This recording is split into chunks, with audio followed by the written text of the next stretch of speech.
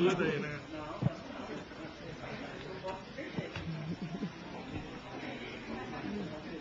Dr. Renato Pulpo de Paula, delegado de polícia de São José do Rio Preto, atualmente comissionado na Assembleia Legislativa do Estado de São Paulo como assessor do deputado Fernando Capês. Mestre em Direito Penal pela PUC, São Paulo, professor de Direito Penal e Direitos Fundamentais na Faculdade de Direito da Unip de São José do Rio Preto, professor concursado da Academia de Polícia do Estado de São Paulo, curso de formação, aperfeiçoamento e pós-graduação, tutor da SENAC, Secretaria Nacional de Segurança Pública. A palavra é toda sua, doutor Renato. Desculpa que eu sei que o senhor é palmeirense. Mas ao final eu vou comentar. Bom, boa noite a todos. Queria cumprimentar a doutora Silvia pela iniciativa, que achei bastante interessante, de criar aqui essa Academia Cidadã, para provocar o debate sobre esses temas tão relevantes. Cumprimentar a todos os presentes e destacando aqui a presença dos alunos, dos universitários, que ao serem convidados foram alertados de que esse evento não conferiria certificado nem pontos, e mesmo assim vieram numa demonstração de maturidade, responsabilidade. Cumprimentar aqui o doutor Eli, meu amigo, colega de mesa.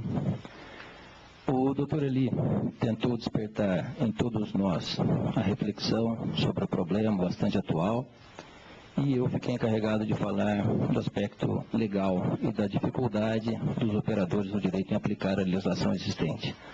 Mas antes, pegando um gancho na fala do doutor Eli, quero fazer um comentário sobre uma questão de cidadania no trânsito.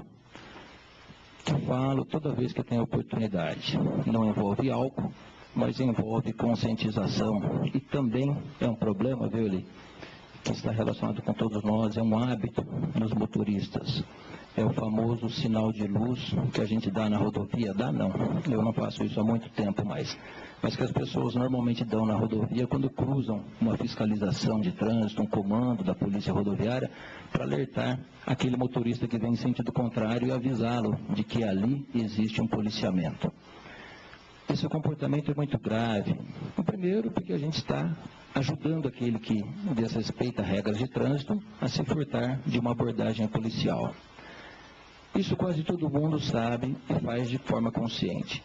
Mas o que muita gente nunca parou para pensar, nunca parou para refletir, é que às vezes naquele outro carro que a gente está pensando em ajudar, muitas vezes no porta-mala daquele carro pode ter uma vítima de sequestro. Uma pessoa qualquer, um idoso, uma criança, que poderia ser resgatada naquela fiscalização, naquele comando, e com aquele sinal aparentemente inocente, inofensivo, apenas para livrá-lo de uma multa, a gente acabou frustrando aquela possibilidade de resgate, de salvamento daquela vítima de sequestro. Então reflitam sobre isso também. Não envolve álcool, mas é uma questão de cidadania no trânsito. Agora, entrando no aspecto legal da questão. O problema é grave, nós vimos aqui um vídeo chocante, deprimente, e é justamente por isso que nós estamos aqui hoje. Um problema que diz respeito não só aos operadores do direito, mas a todos nós, cidadãos. Muitas pessoas estão morrendo, a gente lê, a gente vê, fica chocado, mas até mesmo pessoas chocadas, pessoas que já tiveram vítimas na família, às vezes cometem esse erro. E nós, profissionais da segurança pública, temos uma dificuldade muito grande em aplicar a legislação existente. Nosso Código de Trânsito, a Lei 9.503 de 97, traz ali vários tipos penais: homicídio culposo, lesão corporal culposa, omissão de socorro, fuga de local de acidente, racha, mas uma especificamente relacionada com esse assunto, que é a chamada embriaguez ao volante. Não se caracteriza necessariamente pelo estado de ebriedade do condutor. Basta que ele tenha ingerido uma quantia X de álcool, e a gente vai falar disso daqui a pouco. Mas o código, quando entrou em vigor, ele não exigia essa quantidade mínima. Ele falava estar dirigindo sob o efeito de álcool. Com a Lei 11.705, citada aqui pelo Dr. Eli, de 98, passou-se a exigir então esta quantidade mínima, que é de 6 decigramas de álcool por litro de sangue. E isso dificulta muito, o capitão Nobre está aqui, vai poder falar a respeito daqui a pouco, meus colegas, doutor Siqueira, doutor Murai, delegados de polícia, enfrentam essa dificuldade, dificulta muito o trabalho do aplicador da lei. Porque o condutor que é surpreendido, às vezes, dirigindo sob o efeito de álcool, muitas vezes ele tem consciência de que não é obrigado a se sujeitar, a se submeter àqueles exames que poderão aferir essa quantidade. O mais preciso é o exame de sangue. Mas nós temos no nosso direito o princípio do non tenetur sede tegere. Significa que ninguém é obrigado a produzir provas contra si mesmo. E qualquer condutor bem orientado sabe disso. Então ele se nega a autorizar a retirada de sangue para o devido exame. Uma outra forma de se constatar isso, polêmica, é a questão do bafômetro. Uma série de problemas advém daí. Primeiro, porque ele também não é obrigado a soprar o bafômetro. A tecnologia já amenizou o problema. Foi inventado agora um aparelhinho que detecta essa quantidade de álcool sem que a pessoa sopre, né? Basta colocar perto da pessoa quando ela está falando. Mas aí existe aquele questionamento, aquele extrato expedido pelo aparelho, serve como um exame para constatação, para fins de prova penal ou não? Esse assunto é polêmico. Aqui em Rio Preto, várias varas já recusaram aquilo. Então, a autoridade policial que recepciona uma ocorrência dessa, ela fica de mãos atadas. E os profissionais da imprensa, não sem razão, às vezes noticiam, como recentemente aconteceu, uma pessoa que mal parava em pé, caída. Tem aquele que mal para em pé, tem aquele que tenta, né, dar um gole no microfone achando que é uma garrafa. Enfim, pessoas bêbadas, que chegam na delegacia e são colocadas em liberdade. E os veículos de comunicação noticiam, realçando isso aí, como disse, não sem razão. Os leigos ficam sem entender nada, mas tudo isso é consequência da nossa legislação falha. Por quê?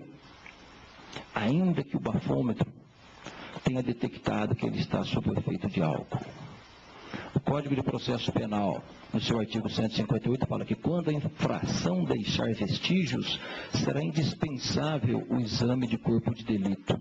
E na sequência, o artigo 159 fala que esse exame deverá ser feito por perito oficial. Então, nós, aplicadores da lei, nesses casos, temos que fazer o quê? Pegar aquele extrato do bafômetro e, a partir dele, requisitar ao médico legista um exame de corpo de delito para que ele faça as devidas conversões e depois quantifique o nível, o teor alcoólico daquele condutor. Até que esse laudo fique pronto, a pessoa, obviamente, não poderá ficar aguardando numa delegacia, porque isso leva dias. Então ela vai ser liberada. E é isso que causa o inconformismo de quem está vendo, de quem está acompanhando, com razão. Principalmente se aquele condutor tiver matado um inocente, como normalmente ocorre quando a gente liga a televisão e vê uma pessoa visivelmente embriagada, acabou de provocar um acidente com vítima fatal ou com vítimas fatais. Nesse caso ainda tudo bem. Me expressei mal, mas nesse caso caracteriza o homicídio culposo, não se exige essa quantidade mínima de álcool. Mas para que ele seja autuado pelo simples fato de estar dirigindo embriagado sem que tenha provocado um resultado concreto, uma lesão concreta, é preciso quantificar esses 3 decigramas de álcool por litro de sangue. E isso não é feito de imediato, isso leva tempo. Quando ele autoriza a retirada de sangue ou quando ele sopra o bafômetro. Então isso inviabiliza o flagrante, desacredita a lei, desacredita os operadores do direito, os aplicadores da lei. Agora, pior do que isso, é quando ele não faz nenhuma coisa nem outra. Não autoriza o tirar o sangue, não sopra o bafômetro, aí a gente submete essa pessoa a um exame clínico. E aqui nós temos mais de um médico. Se algum deles depois quiser mencionar, fazer algum comentário a respeito,